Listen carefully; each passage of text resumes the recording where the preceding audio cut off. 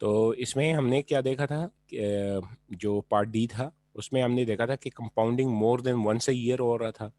तो अगर compounding more than once year होता तो इसका मतलब ये है कि हर तकरीबन क्वार्टरली, अगर इसमें हम कहते हैं क्वार्टरली कंपाउंडिंग, तो हर 3 महीने के बाद हमें प्रॉफिट जनरेट हो के मिल रहा था।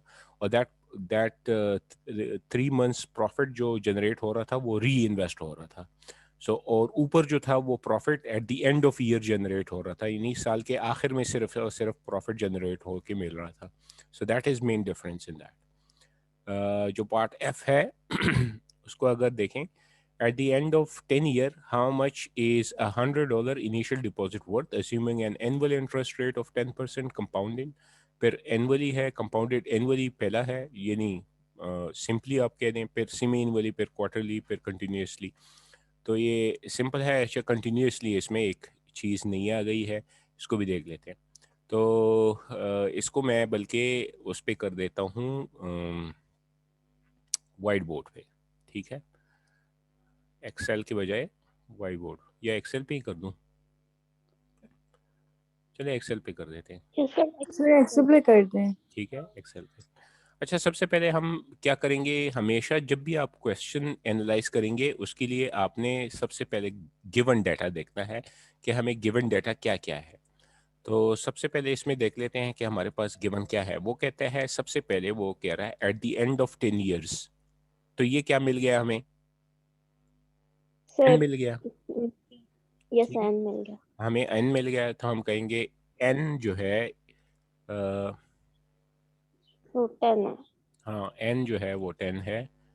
उसको ज़्यादा कर देता हूँ, 12 कर देता हूँ ताकि, अच्छा जी, एन इज इक्वल टू 12, ये हमें पता चल गया, ठीक है। पहले सर ये 10 पता, में होगा। 10 10 है। है, हाँ 10 है, यस सॉरी, सर 10। एन 10 है। फिर इसके बाद हमारे पास वो कह रहे हैं how much is initial deposit 100 deposit worth. Initial deposit, जब इनिशियल कह दिया तो इसका मतलब है कि ये प्रेजेंट वैल्यू है, ठीक है। वो how much is $100 initial deposit worth, तो हमें कह रहा है कि $100 की क्या कीमत होगी 10 साल के आखिर में। तो हम कहेंगे अच्छा, तो फिर हमारा प्रेजेंट वैल्यू कितना है, तो हम यहाँ पे लिख लेंगे $100 या ₹100, ठीक है। फिर उसके बाद लगता है assuming an annual interest rate of 10%। 10% हमारा क्या है, रेट ऑफ रिटर्न है। तो यहाँ पे हम लिख लेंगे आर, जो हमारा रेट ऑफ रिटर्न है वो है 10%, ये लिख लिया। उसके बाद आगे हमने लिखना है कि पार्ट वन क्या है। वो पार्ट वन यहाँ पे मैं लिख लेता हूँ, पार्ट वन यहाँ पे लिख लेता हूँ, पार्ट टू और पार्ट थ्री और पार्ट फोर, ठीक है। सर आर 10% है। हाँ 10%, मैंने कितना लिखा ये तो जी एक्चुअली, ये ठीक है, अब ठीक हो गया क्योंकि मैंने परसेंटेज डाला था, उसने इसको राउंड ऑफ कर दिया था। अच्छा जी, अब जो पार्ट वन है उसको में हमें कहता है कि अगर तो कंपाउंडेड एनुअली है, तो यहाँ पे मैं लिखने सी एम पी एनुअली, ठीक है, ANN लिख लेता हूँ, तो एनुअली हो गया। अगर तो कंपाउंडिंग सेमी एनुअली है, ठीक है। फिर अगर तो कंपाउंडिंग क्या है, सेमी एनुअली, उसके बाद क्वार्टरली, ठीक है।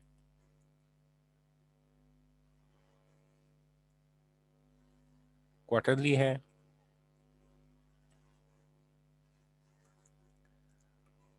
फिर हमारा क्वार्टरली के बाद वो है कंटिन्यूसली, कंटिन्यूअसली। ठीक है, continuous.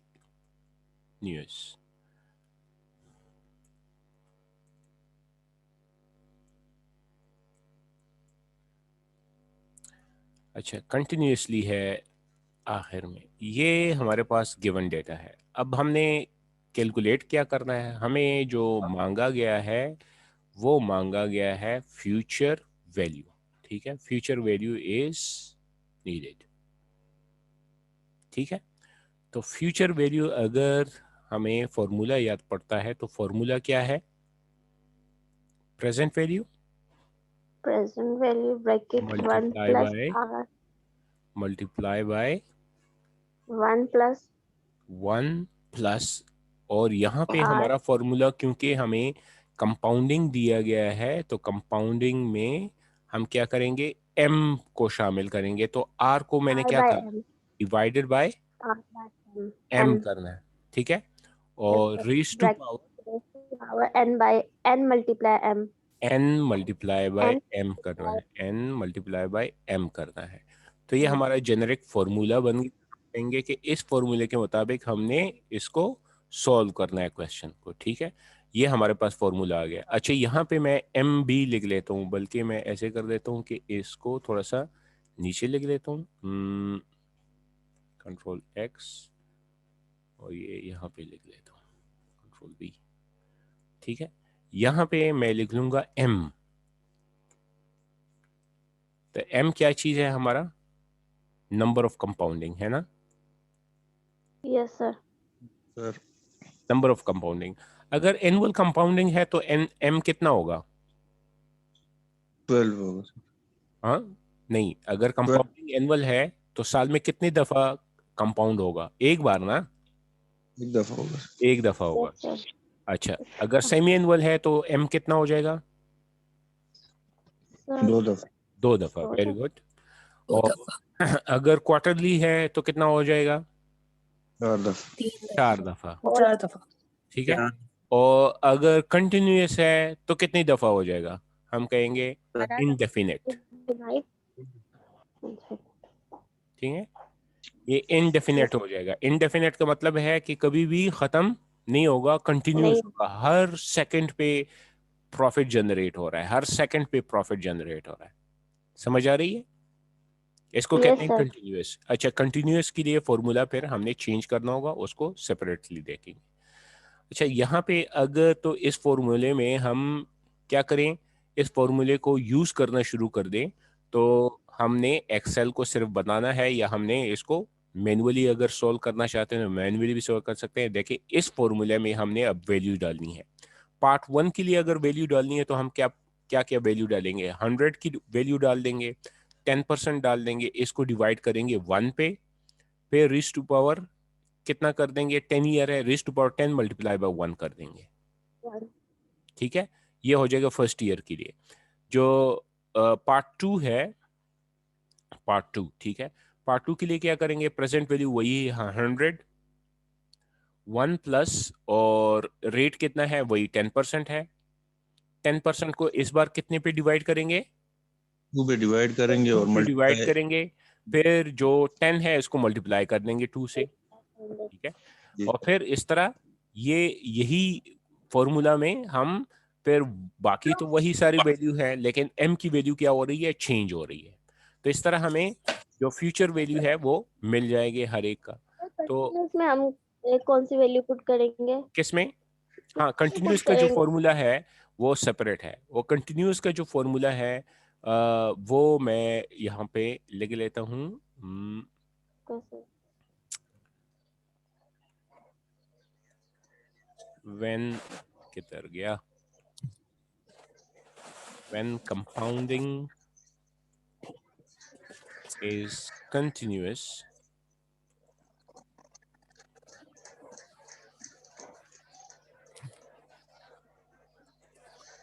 then the formula will be future value is equal to present value into e raised to power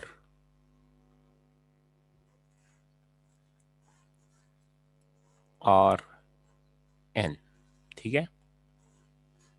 what is ई, ये मैथमेटिशियन ने हमें हेल्प आउट की थी कि ई इज एक्सपोनेंशियल पावर, इसको जो कंटिन्यूस टर्म कहते हैं, और जो साइंटिफिक कैलकुलेटर है उसमें भी इसकी वैल्यू पहले से गिवन होती है।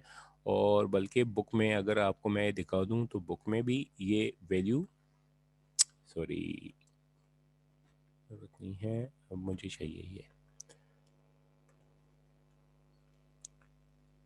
अगर ये दिखाऊं तो ये है, किधर गया वो है।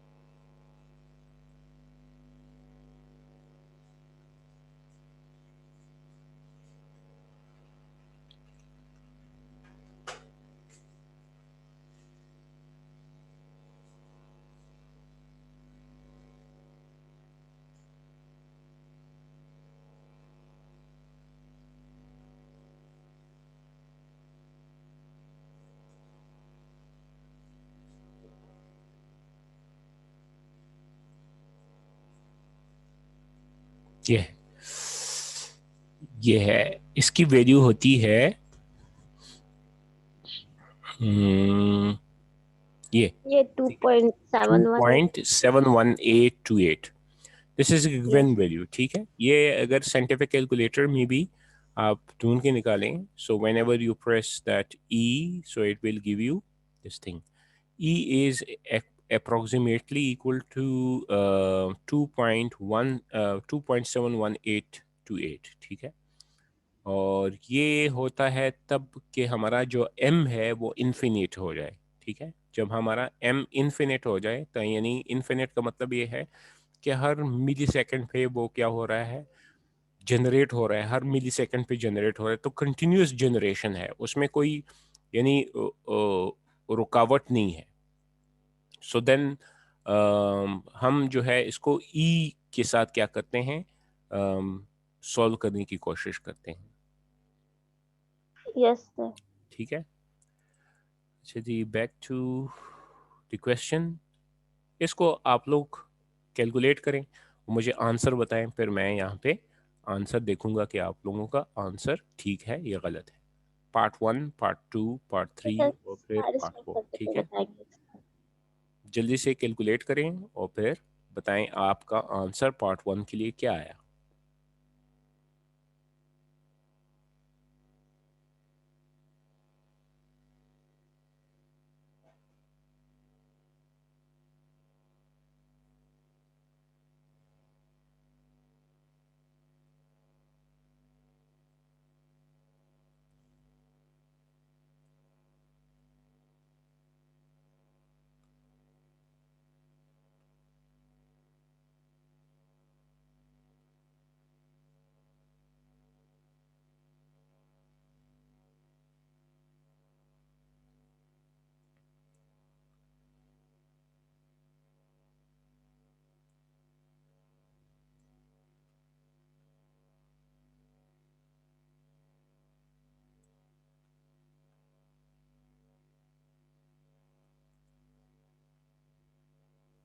सर फर्स्ट पार्ट का 259.37 मेरा आ गया। बाकी भी कैलकुलेट कर दें।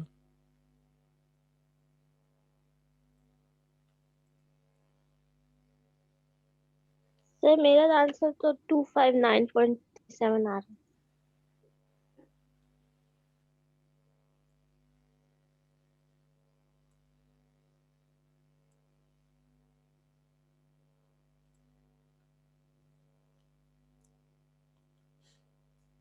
टू 259.37, यस सर यही आ रहा ठीक है। चलिए बाकी भी कैलकुलेट करें।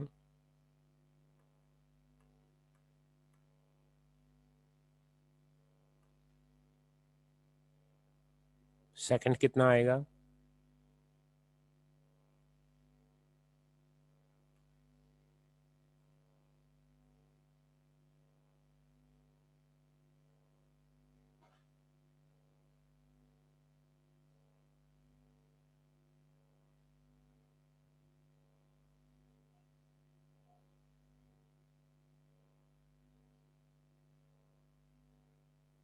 265.32. ठीक है, अब थर्ड 268.5. 268.5।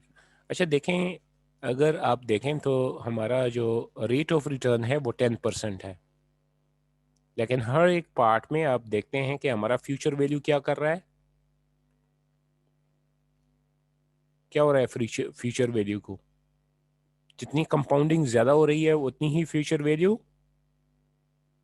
बढ़ रही है. बढ़ रही है। ये क्यों बढ़ रही है? रेट तो वही है 10%, रेट Time वही है, period का टाइम भी वही है, इनिशियल डिपॉजिट भी वही है, लेकिन जिस तरह कंपाउंडिंग हमारी बढ़ रही है उतनी ही हमारी फ्यूचर वैल्यू बढ़ रही है। ये क्यों हो रही है?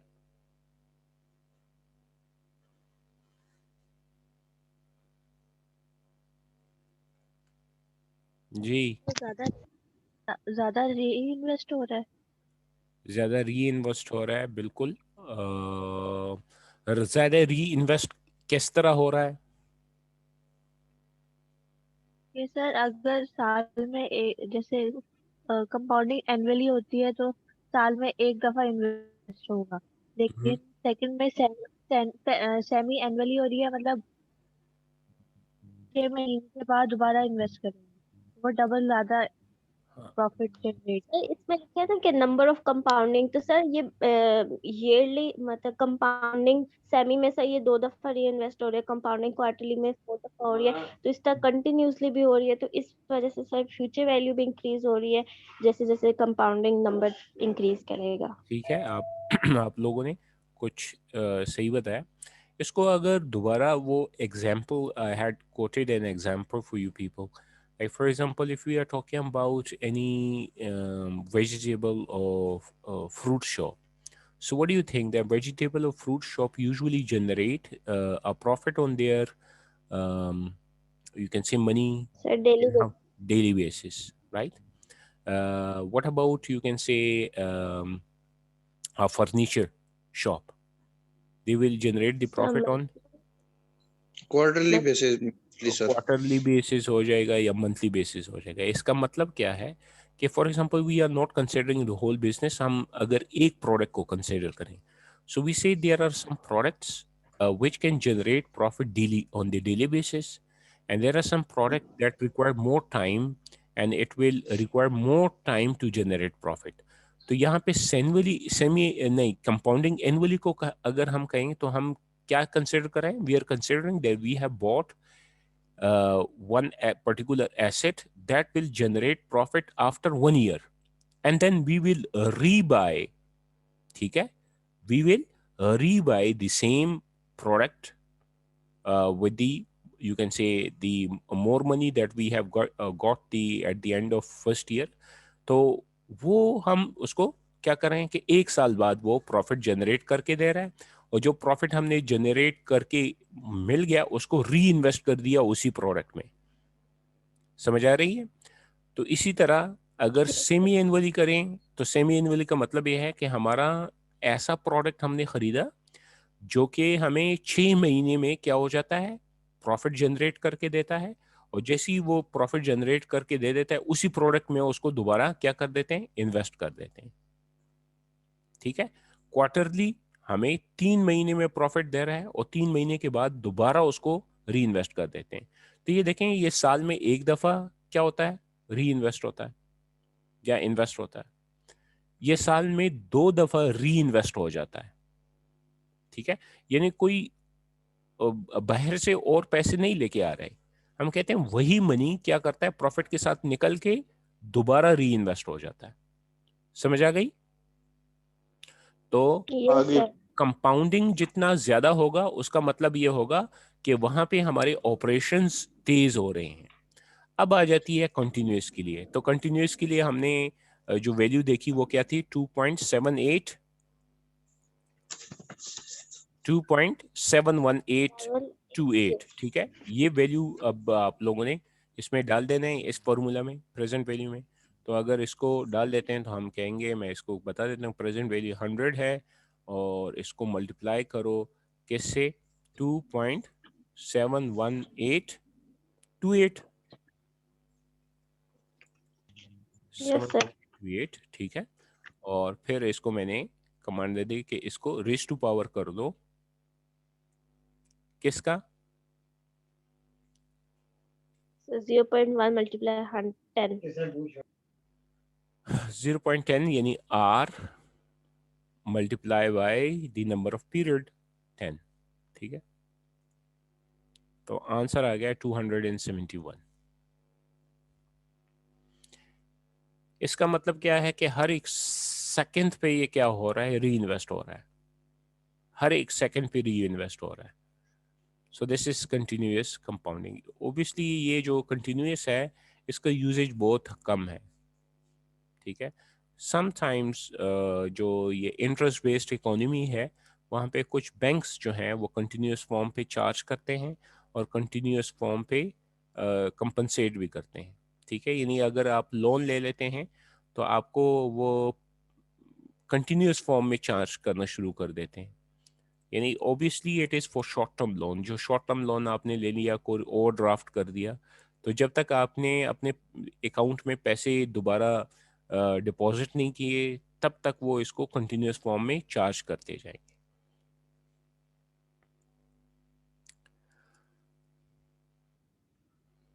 अच्छा जी, अब हम जाते हैं दोबारा क्वेश्चन की तरफ।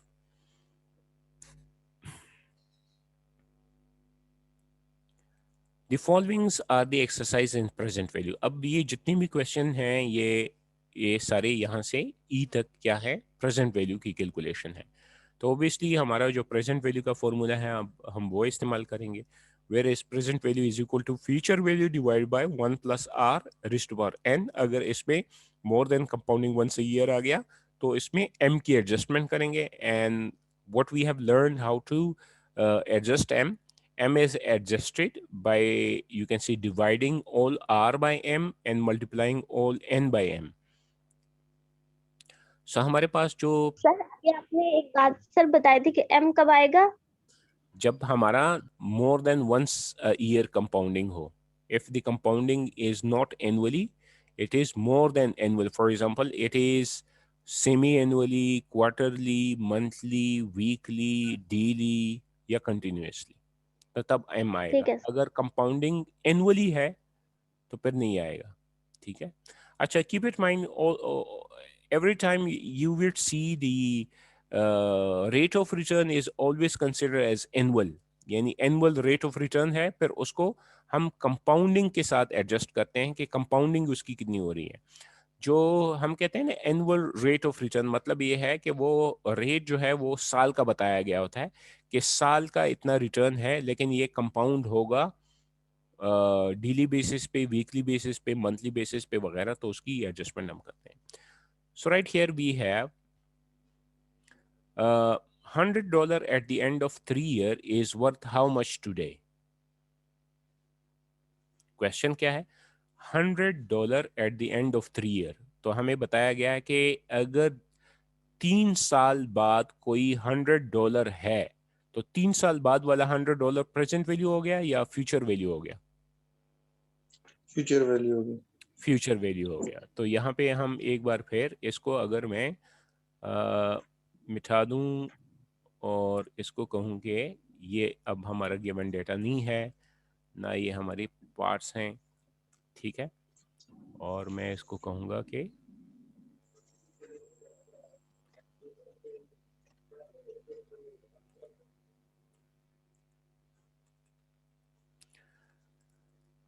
हमारे पास जनाब गिवन डेटा है फ्यूचर वैल्यू। सबसे पहले फ्यूचर वैल्यू कितना है, 100। फिर हमें क्या बताया गया है, फ्यूचर वैल्यू कितने टाइम बाद मिल रहा है हमें? 3 years। 3 years, ठीक है। ये तो 3 में लिख लेता हूँ। फिर वो कहता है कि today $100 at the end of 3 year. तो मैंने कहा अच्छा 100 at the end of 3 year, तो ये फ्यूचर वैल्यू का एंड ऑफ 3 ईयर, तो ये N3 होगा। Is worth how much today, how much today, आज उसकी क्या कीमत है? तो मैं कहूँगा प्रेजेंट वैल्यू इज नीडेड, ठीक है। प्रेजेंट वैल्यू इसमें नीड किया गया है। लेकिन जब प्रेजेंट वैल्यू या फ्यूचर वैल्यू जब भी हम कंप्यूट करेंगे, so what we are dependent on, we are dependent on the rate of return. So हम अब आर भी क्या करेंगे, इसमें देखेंगे कि हमें आर कितना दिया गया है। तो सर इसमें कुछ पार्ट वन बात दी है, वो कहते हैं assuming a discount rate of 10%। अच्छा, यहाँ पे ये रेट ऑफ रिटर्न को डिस्काउंट कह रहा है। इसको डिस्काउंट क्यों किया कहा जाता है? इसके लिए आप लोगों ने ये सोचना है कि जब फ्यूचर वैल्यू होती है तो इसी को रेट ऑफ रिटर्न या इंटरेस्ट रेट कहा जाता है, और जब वही चीज़ प्रेजेंट वैल्यू में ली जाती है तो इसको डिस्काउंट रेट कहा जाता है। क्यों? क्योंकि अगर आप देखते हैं present value is equal to future value divided by 1 plus r raise to power n होता है ना। अब ये देखें, जितना आर ज्यादा होगा उतनी ही आपकी प्रेजेंट वैल्यू ज्यादा होगी या कम होगी? सर ये नहीं है सर, एक कम होगा दूसरा ज्यादा होगा। नहीं, ये मुझे बताएं। सिंपली हम ये देख रहे हैं कि प्रेजेंट वैल्यू डिपेंड कर रहा है ना किस पे? हम कहते हैं हमारे आर पे। आर जितना ज्यादा होता जाएगा उतना ही प्रेजेंट वैल्यू हमारी कम होती जाएगी, ठीक है। P value will decrease if r increases, ठीक है, इसी तरह है ना।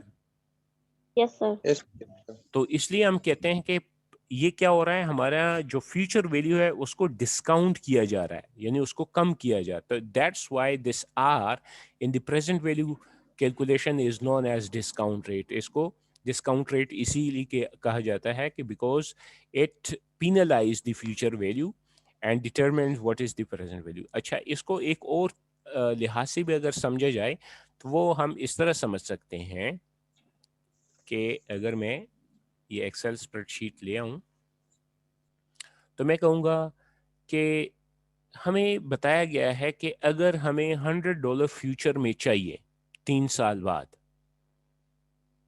वो क्या कह रहे हैं कि अगर हमें $100 चाहिए 3 साल बाद तो हमें कितने इन्वेस्ट करने पड़ेंगे? समझ आ रही है इसकी क्वेश्चन की? अगर तो जी मैं सर। इसको इस तरह भी कोट कर सकता हूँ कि if we need $100 at the end of 3 year, how much we will need to invest today? तो वो भी प्रेजेंट वैल्यू ही हो गई, जी सर। ठीक है। But if we are required to calculate what is the value of that $100 at the end of 3 year, what is how much we are required to invest today, so we are dependent on R, हमारा R कितना है, ठीक है। तो यहाँ पे A में ही कितना पार्ट है, हम कहेंगे कि यहाँ पे मैं लिख लूंगा A, और इसमें हमारे पार्ट्स क्या हैं? सर 100 हमारा है एक पार्ट I, फिर है पार्ट 2, और फिर है पार्ट 3। 3 है ना। तो सबसे जी पहले सर। हमें यस दिया गया है 100%, जी सर। ठीक है। फिर हमें कितना दिया गया है? 10%। 10% और फिर फिर दिया गया है 0%। 0%, ठीक है। सर ये 10% वाला फिर गलत हो गया। अब ठीक हो गया, जी। ठीक है। और अब हमने बल्कि इसको यहाँ से काट के कंट्रोल X करके यहाँ पे कर देता हूँ ताकि हम कैलकुलेशन कर सकें। और अब हमने क्या करना है जनाब, हमने प्रेजेंट वैल्यू कैलकुलेट करनी है। प्रेजेंट वैल्यू का फॉर्मूला हमें पता है कि present value is future value divided by 1 1 plus plus r n। Raise to power n। इसमें आपने वैल्यू जल्दी जल्दी से पुट करके मुझे बता देना है कि क्या है।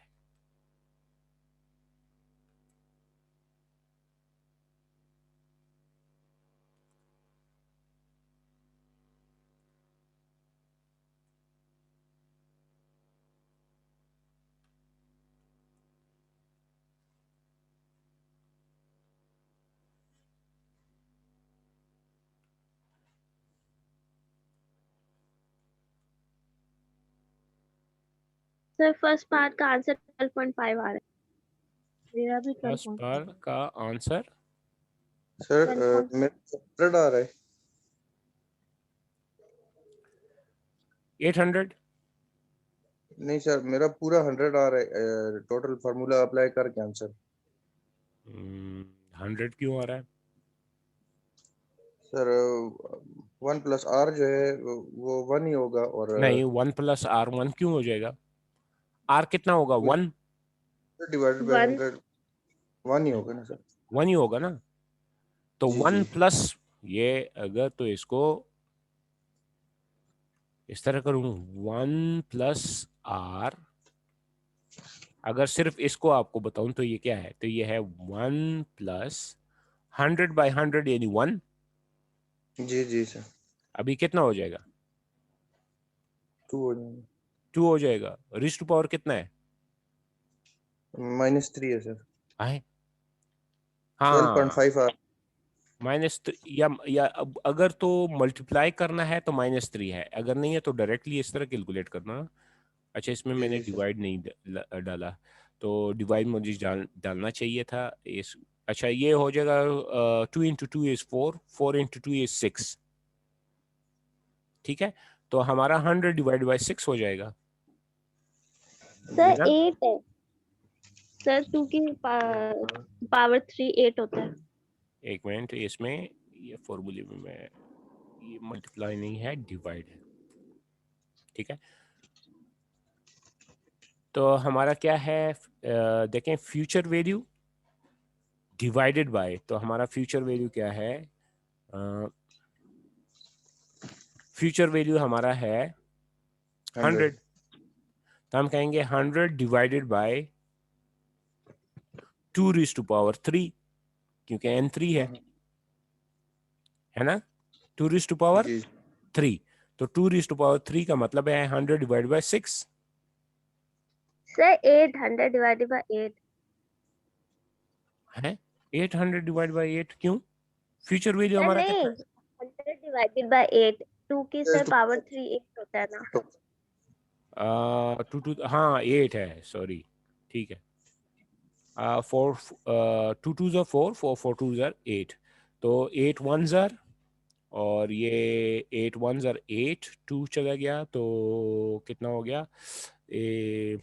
20 हो जाएगा। 8 2 ज़ा 16 हो जाएगा, तो 4 चला गया पॉइंट आ गया, और 5। 5।